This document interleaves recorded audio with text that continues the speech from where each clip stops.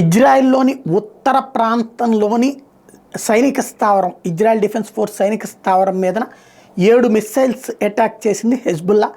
వాటిని Israel defence ఫోర్స్కి సంబంధించినటువంటి iron dome control చేయలేకపోయింది. దాని పర్యవసానంగా 10ల సంఖ్యలో ఇజ్రాయెల్ సైనికులు వీరమరణం చెందారు.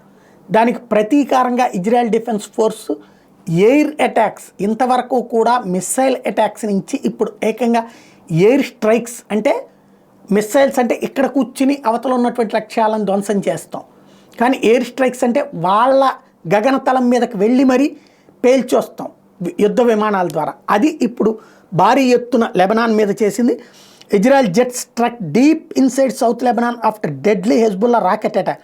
Israeli army said it launched a broad wave of strikes deep inside Lebanese territory.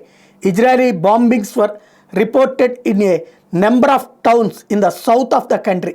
Lebanese officials said at least 4 civilians including 2 children were killed. ఇది వీళ్ళు పిల్లలు చచ్చిపోయారు, సాధారణ పౌరులు చచ్చిపోయారని చెప్తారు. చచ్చే తీవ్రవాదులు అక్కడ. హెజ్బుల్లా తీవ్రవాద స్థావరాల మీద ఎడతెరిపి లేని దాడులతో విరుచుకుపడింది. అనేక నగరాల మీదన ధ్వంసం చేసి వదిలిపెట్టింది.